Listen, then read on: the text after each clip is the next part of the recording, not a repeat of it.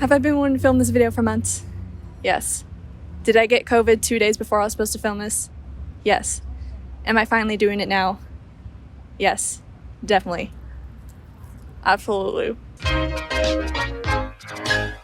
For this video, I was really inspired by Christian Runquist's monthly What I Watch series, where of course every month he talks about movies he watched, and then Houston Coley's Hidden Gems of 2018 video, where he hops around in different filming locations and talks about movies he watched that summer. And I really liked the vibe of it, so that's what I'm trying to emulate. Except I'm just gonna be talking about movies I watched this summer, not new releases, just ones I feel like talking about. I have my friend Maxine here for moral support because it's the first time I've ever filmed in public, and I'm kind of self-conscious about it. So we might as well start this now. The first movie I watched was a film called Away.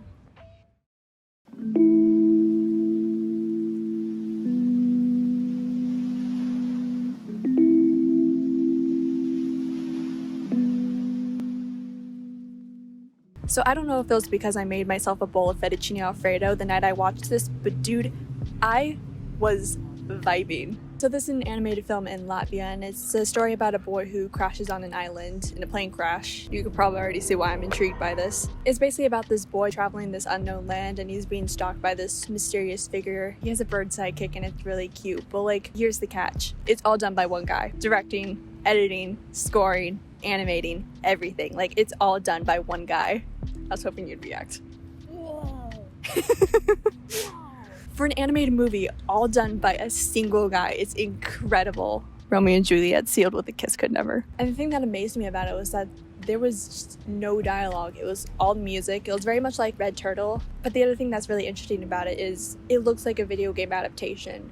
With the way the cinematography looks, it looks like VR. And the way the boy, he literally doesn't have a name. He looks like Hogarth from The Iron Giant, honestly. The way he jumps from location to location, it really feels like a video game. And if it was a video game, I'd play the crap out of it. It's really just a dreamlike movie, and I wish more people would check it out because just the ambiance, you vibe with it. You vibe with it. I really think that's the best way to describe this movie. You just vibe with it. But seriously, that fettuccine alfredo I made with the movie, it is such a perfect pairing. It's so good. It's so good. Also, I think it's funny that I'm wearing a Julian Solomita's shirt, and yet his college is literally like right down the street over there.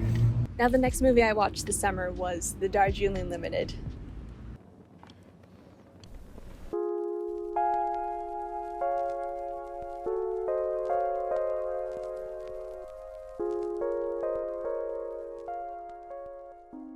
In my stop motion ranking video, I did mention The Darjeeling Limited and how I believe it might be my favorite Wes Anderson movie. Yeah, it's my favorite Wes Anderson movie. And no, it's not my favorite Wes Anderson movie just because there's Jason Schwartzman and he plays Claire de Lune. It really sounds like it is. Okay, yeah, you're probably right. It was a tie between Fantastic Mr. Fox, Darjeeling, and probably Isle of Dogs. I really wish it got more attention because it really is one of his like more underrated works. I guess it's highly rated, but it's not, you know, to the levels of... Yeah, exactly. Not like to the levels of Grand Budapest or, you know, even Asteroid City, which we did watch this summer. That was really good. My little guy. My little strange man. Salad fingers. Hey, guys. Salad fingers. Okay. The cast is so freaking good, as it is for any Wes Anderson movie. Adrian Brody, Owen Wilson, Jason freaking Schwartzman. Because of Across the Spider-Verse, I just wanted to watch more Jason Schwartzman movies. The three of them, you know, they're brothers. They work so well off one another. Jack has his pepper spray. Stop including me. Did you know at one point in the movie he runs into like a glass door, passes out? It's so funny. I guess just like Away, it's such a good movie to vibe to. It's such a comforting movie. It's so funny. Again, with Jason Schwartzman running into a glass door. I think you should keep a tally of how many times he said Jason Schwartzman. I probably should. Take a shot every time. Oh, actually, don't take a shot. I'm the one driving. Oh. I mean, seriously, there are quotes in this movie that are living like rent-free in my mind. Says the train's lost. How can a train be lost? It's on rails. If you haven't seen The Darjeeling Limited, I highly recommend it. It's on Criterion. I will probably get the Criterion Blu-ray someday. Go check out Wes Anderson's entire filmography while you're at it. I'm still in the middle of it. I got a couple more to go, so yeah. Oh yeah, and speaking of Jason Schwartzman wreaking havoc in India, hang on a second.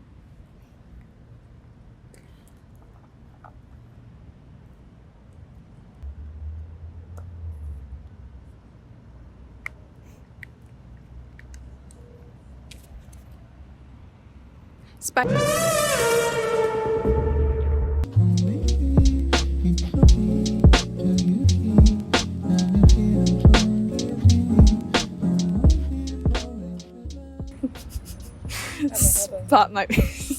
my beloved.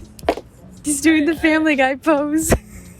Of all the movies I've seen multiple times in theaters, Spider-Man Across the Spider-Verse is tied with Titanic and The Batman, but Spider-Verse is the only one I've seen during its original release. I literally saw it 4 times in theaters. Honestly, I don't know what I can say that hasn't already been said. I mean, a fantastic animation. This probably might be the best looking mainstream animated movie. Would you say so? Yeah. Yeah, I think that checks out. Spot my beloved. Gwen, my beloved. I got my Gwen costume the other day for Halloween. I can't wait to wear it. Excuse you. Of course, we're gonna have to wait who knows how long for Beyond the Spider-Verse, but just as long as they take their time with it, I think we'll be fine. They'll be fine. But, you know, if this isn't nice, what is?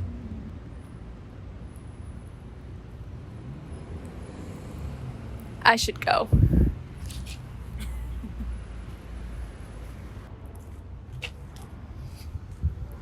So, you ready for some tone whiplash? I watched Schindler's List. And no, I'm not doing an aesthetic lo-fi montage for this movie.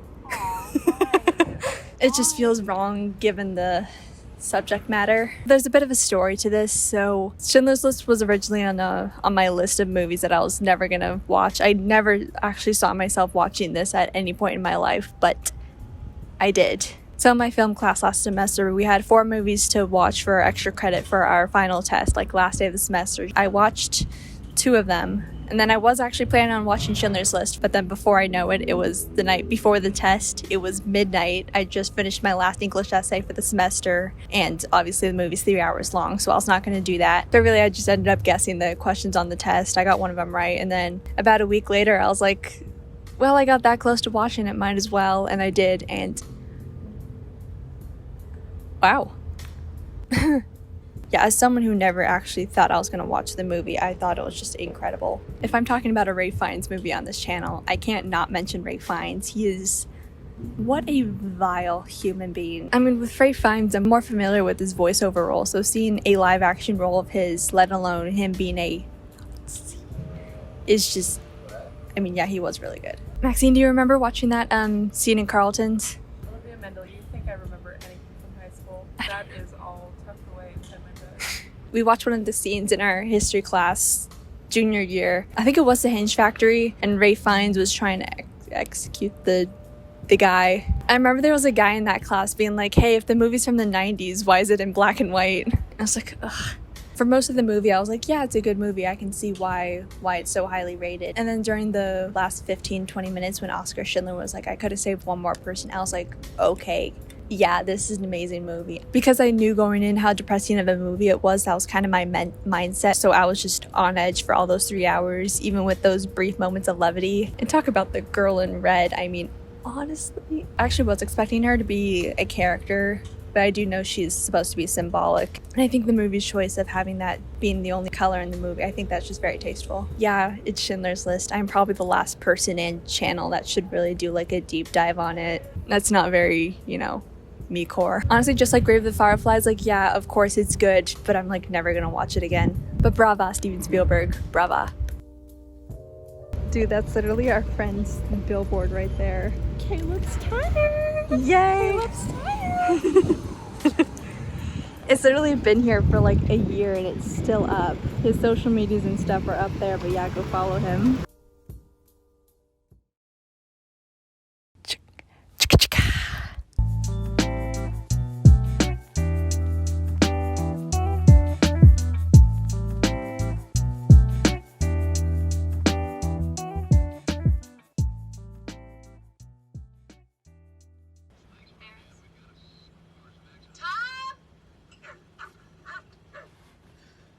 This is the best lighting I can do because the sun has kind of gone down, but like, dude. God, I wish ferris Ferris Bueller was real. So believe it or not, for being a very John Hughes-esque house, this isn't actually in Chicago. We're in Long Beach, California right now. Maxine and I both rewatched Ferris Bueller's Day Off last night because I watched it for the first time last year because I was in the mood for a good comedy, and it's quickly become one of my like absolute favorite movies of all time. I am obsessed with it. Really, now than ever before, I really want to go to Chicago and just visit all the filming locations. Technically, Maxine and I are recreating the plot right now. We're both off school right now. We requested days off from work. We're driving around in a red car.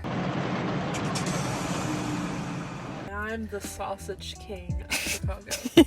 This honestly probably might be in my top 3 favorite 80s movies. It'd probably be among there with Princess Bride and Who Framed Roger Rabbit. Where would you say it would be for you? It's Killer Clowns, then Beetlejuice, then probably Who Framed Roger Rabbit, then probably this. Mm-hmm.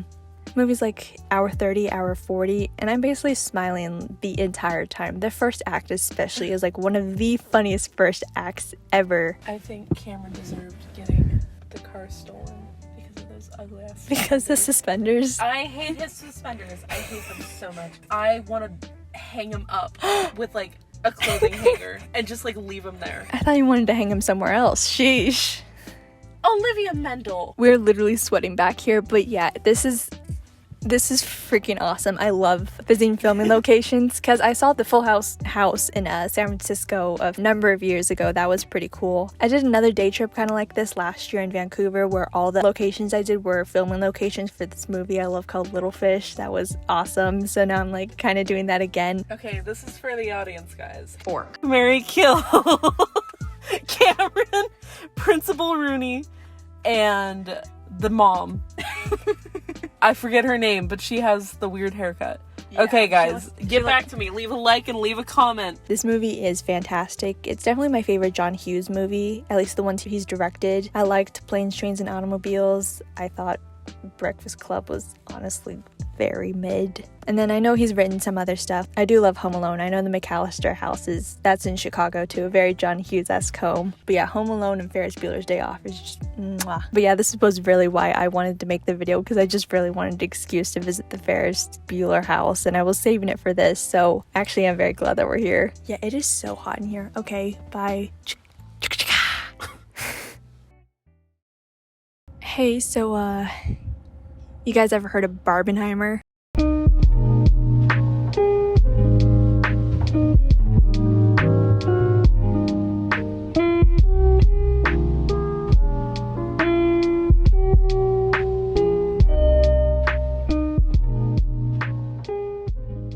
Since we were at Ferris Bueller's house in Long Beach, I figured we could go to another spot in Long Beach. And at first I was thinking the Lion Lighthouse, but then I figured the Queen Mary is more iconic, so I mean, sure. No joke, I kind of forgot the Queen Mary was here, so when I saw it for 2 seconds, I thought it was Titanic. But anyway, Barbie and Oppenheimer, they were good. Yeah, they were good. We have other aspects of Mattel here. We were at Disneyland during Barbenheimer Day, but we went to a Thursday night preview of Barbie. It was fantastic. We were all wearing pink. It was amazing. It was so good. I don't think I've ever cried harder at a movie. I'm pretty sure I was laughing like every minute. Ryan Gosling, he absolutely knocked it out of the park. I guess I could say I'm something more of a Barb than Oppenheimer stan, if I say so myself. Barbie for me was just 10 out of 10. That was just fantastic. I love Margot Robbie. Ryan Gosling hit it out of the park. The costume design, the set design, the cinematography were just stellar. I forgot how much I love practical sets and matte backgrounds because I look at the ones for Princess Bride and like, yeah, they're, you know, you can tell they're, you know, painted backgrounds, but like they're so well painted. And I wish more movies had that. You know, now it's all like blue screens and green screens and whatever AI stuff the Hollywood studios want to do. I think I will say more about Barbie in my end of the year video. Spoilers, it's going to be pretty high up there. And then I saw Oppenheimer partly because of Barbenheimer, and then also because I did a collaboration with the Paddy Wagon where we watched all of Christopher Nolan's movies, and as of yesterday, the video is up, so I'll link it in the description. Like I said, I prefer Barbie than Oppenheimer, and I said in the video I grew up with Barbies and not Quantum Theory, so I mean, I still really liked it. Of course, it's Christopher Nolan, so the performances and cinematography, and especially the score, is really good. I saw it in Cinemark XD, so I was really waiting for the explosion. That was out of this world. That movie was the bomb. Yeah, it was. Yeah, it was. Ugh. So I think Maxine and I are gonna walk around for a little bit, but yeah, I just really wanted to talk about the movies this summer. Come on. Hi. I guess since this video is partially inspired by Karsten Lundquist, check out all these movies and form your own opinion. Seriously, check out all of them. They're great. And yeah, be sure to comment, like, subscribe, join my Patreon, and we will see you later. Bye!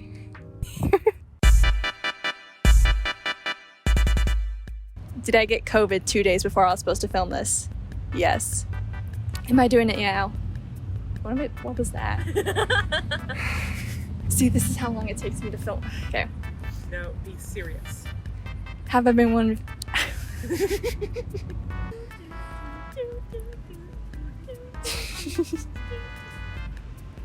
I have basil stuck in my teeth. And no, it's not my favorite Wes Anderson. Oh my. Is that a lawnmower? Sounds like a lawnmower. Oh, and speaking of Jason Schwartzman wreaking havoc in India. Hang on a second. Oh, that's a good time. It looks so weird. It just looked like I'm talking to myself. During that scene when Oscar Schindler's like, I could have saved. There's so many damn Teslas here. I bet there's so many like Tesla drivers judging me. In Chicago. We're in Long Beach, California right now. Lost a zoom, okay.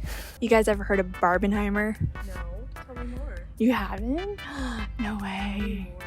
Tell me more, tell me more, tell me. So You killed her. She's already dead. No, she's not. Wait, is that a pelican? No, that's a pelican. Look at it. Yeah, it's a pelican. It's Nigel. Oh my god, there's so much. Oh my god. Oh my. Which is beautiful. I feel like I'm getting